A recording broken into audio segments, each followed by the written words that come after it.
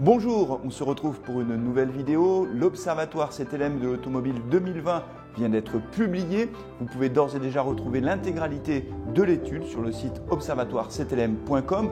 Je vous propose de découvrir les principaux résultats de cette étude qui a été réalisée dans 15 pays. Nous avons interrogé plus de 10 000 personnes et le titre de l'étude, c'est la fracture automobile.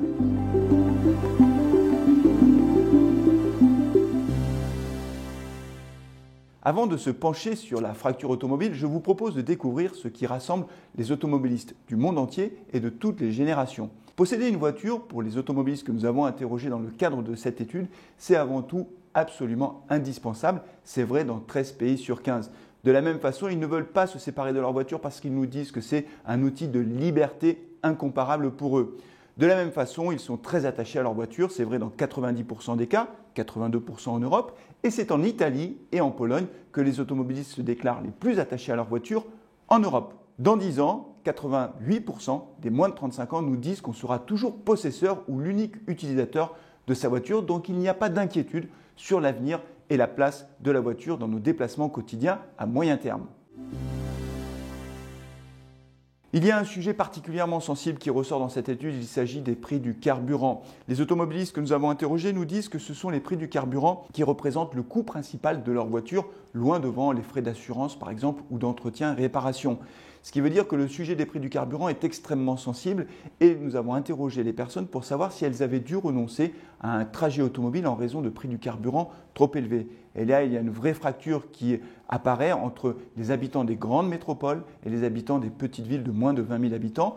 66% des habitants des grandes métropoles nous ont dit avoir pu renoncer à un trajet en voiture à cause des prix du carburant, alors que seulement 32% des habitants des petites villes en France ont pu faire de même. Cela s'explique assez facilement par le fait que dans les petites villes, il y a moins d'alternatives possibles à la voiture, notamment en termes de réseau de transport en commun. Alors les prix du carburant, c'est un sujet extrêmement sensible et on le comprend facilement lorsque l'on remet en perspective le fait que les coûts liés au transport représentent le deuxième poste de dépenses des ménages après le logement.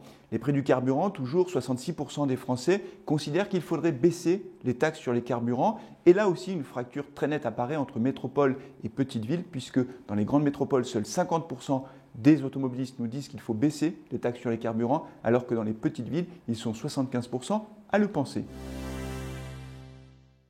Les transports en commun, l'autre fracture française, seuls 28% des Français déclarent posséder un abonnement mensuel pour utiliser les transports en commun et 61% d'entre eux nous disent ne jamais utiliser les transports en commun. Là encore, la fracture entre les habitants des grandes métropoles de plus d'1 million d'habitants et les habitants des petites villes est très importante. 75% des habitants des métropoles nous disent utiliser les transports en commun plusieurs fois par semaine et seulement 18% des gens qui habitent dans les villes de moins de 20 000 habitants nous disent de même. Concernant la mobilité, on peut également parler du covoiturage et de l'autopartage qui sont de nouvelles formes de mobilité qui restent malgré tout marginales dans les déplacements quotidiens des Français. Ainsi, seuls 10% des Français nous disent utiliser le covoiturage plusieurs fois par mois pour aller au travail ou pour aller sur son lieu d'études. Ce sont les jeunes qui sont les plus ouverts vers le covoiturage, 17% d'entre eux nous le disent, et à l'inverse, les plus de 55 ans sont beaucoup moins appétents sur ces nouvelles formes de mobilité. La fracture automobile est donc multiple et on aurait pu parler de fracture automobile au pluriel, fracture générationnelle d'une part, fracture en fonction de son lieu d'habitation, mais fracture également entre les différents pays de l'étude.